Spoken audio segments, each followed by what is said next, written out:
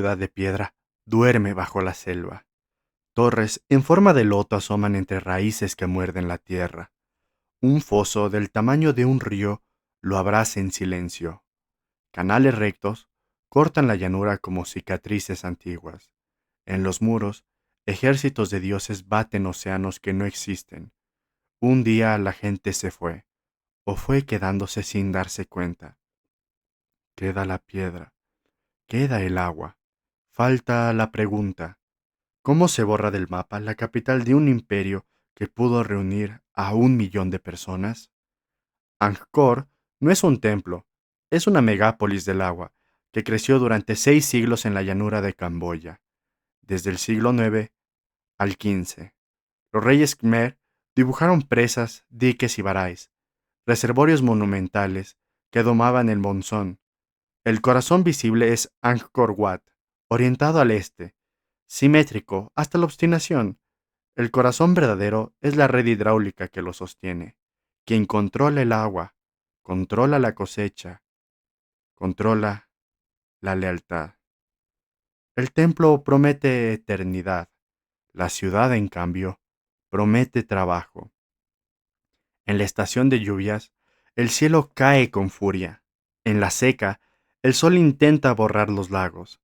Para sobrevivir, los Khmer diseñaron una constelación de compuertas que suena simple y exige precisión. Abrir, cerrar, desviar, almacenar. Construyeron el Baray Occidental, casi 8 kilómetros de espejo artificial. Empalmaron canales que alimentaban arrozales y devolvían sedimento a estanques de calma. Tendieron caminos de laterita para bordear diques y operar esclusas cuando el agua se pasaba de soberbia. Cuando el agua obedece, la ciudad se expande.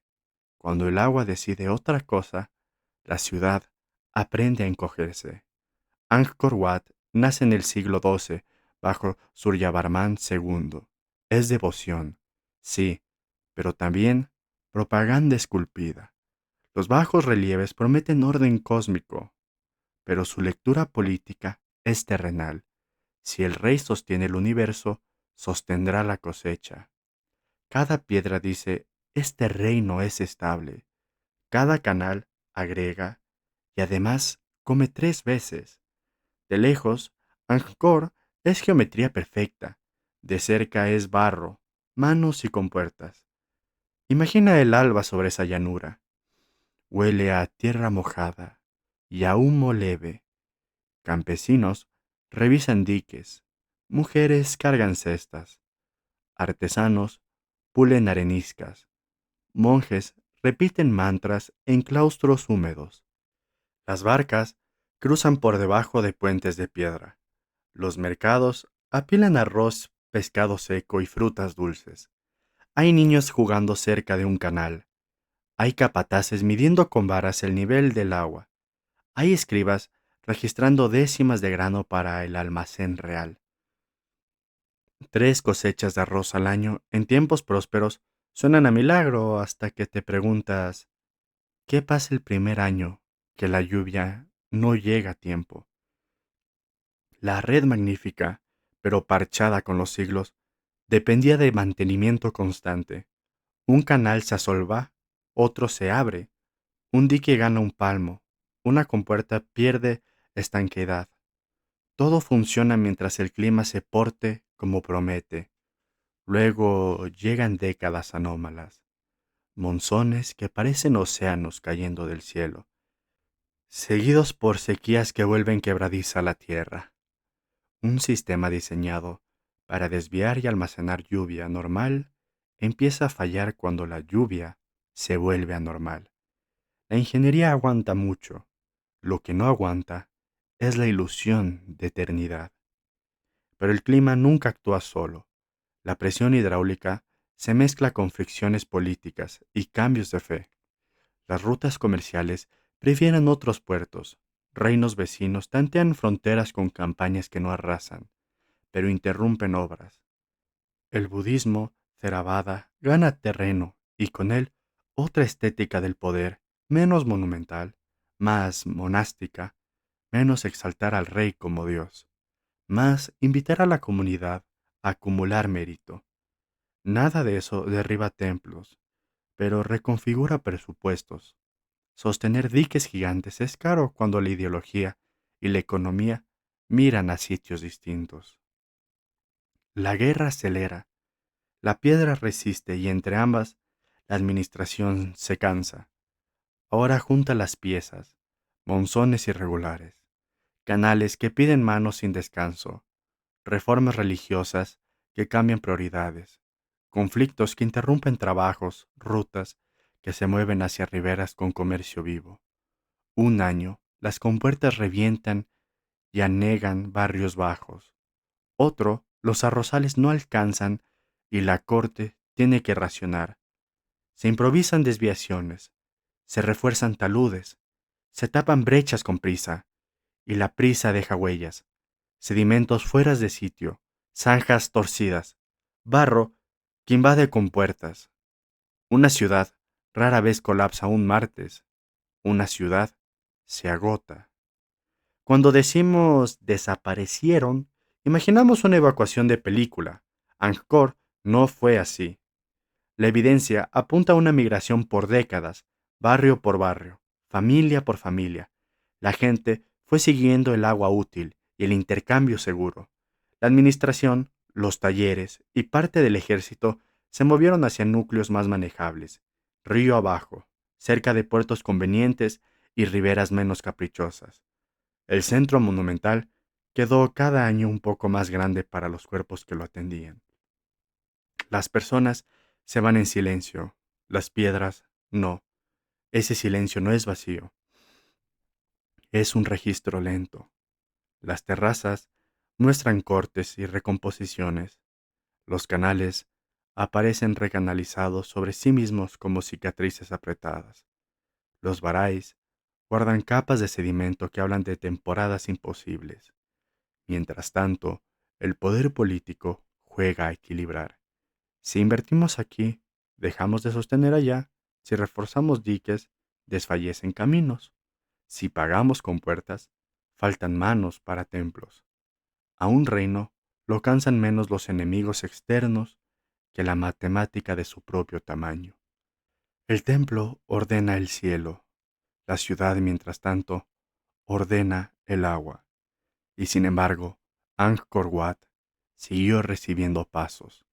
Cambió el culto, cambió el ritmo, cambió la escala.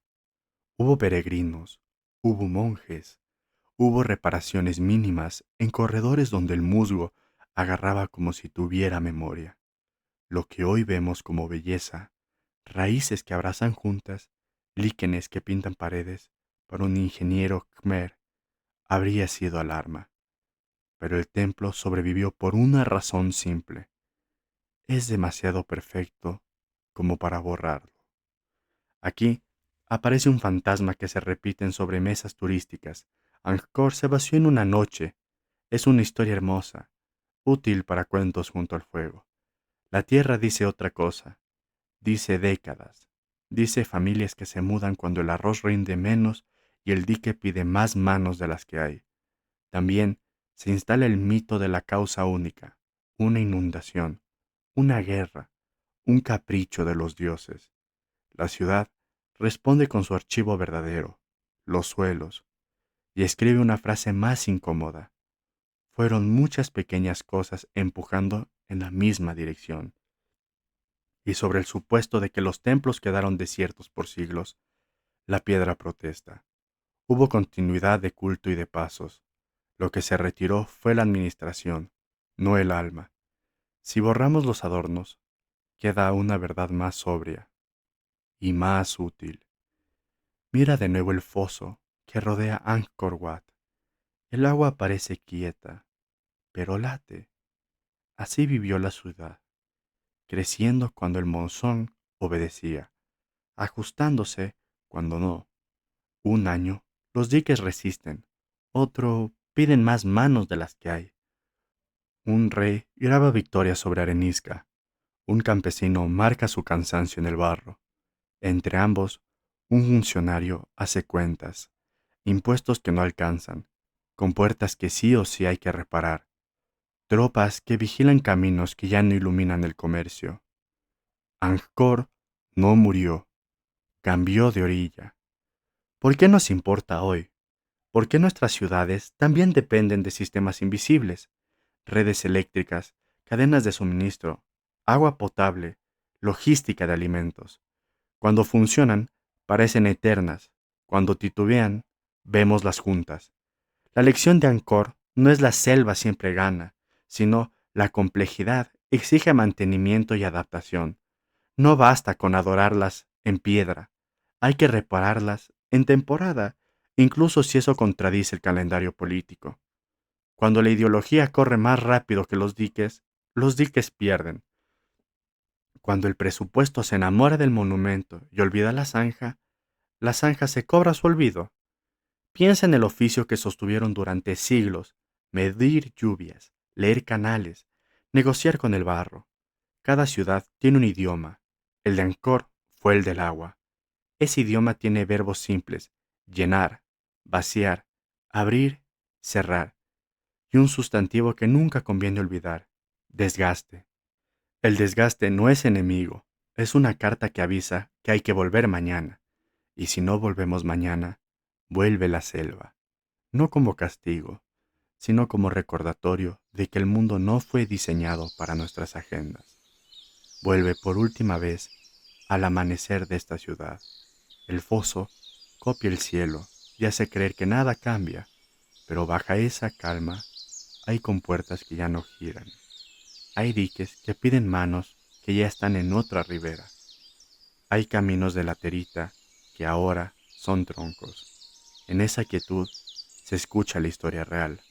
Una capital que respiró con la lluvia y que cuando la respiración se volvió trabajo imposible, mudó de piel. Se llevó su centro político río abajo, mantuvo su fe como pudo, dejó en la piedra un mapa de lo que fue y en el agua un espejo de lo que aprendió. La pregunta no es cómo desapareció Angkor, la pregunta es cómo siguió sin estar aquí. Si un día estás frente a estas torres y el sol rompe la bruma, fíjate en el borde del agua, pegado a la orilla. Verás pequeñas ondas empujándose unas a otras. La ciudad fue eso: ondas de crecimiento, ondas de ajuste. Hoy, cada urbe que amamos late del mismo modo, sostenida por manos que casi nunca vemos. Angkor es la memoria de un oficio que todavía necesitamos: adaptar sistemas complejos sin enamorarnos de su forma. La piedra quería tallar el cosmos, el agua enseñó a dudar. Entre ambas, durante siglos, vivieron cientos de miles de personas, quizá 1 millón, con una certeza que aún nos sirve: la vida depende de ritmos que no mandamos, pero sí podemos escuchar. Si esta historia te hizo mirar distinto las ciudades y sus secretos, suscríbete y cuéntame en comentarios. Si hubieras gobernado Angkor, ¿qué movías primero para salvarla? ¿Reforzar sin pausa la red de agua? ¿Mudar la capital de a poco o rediseñar la economía del arroz? Te leo.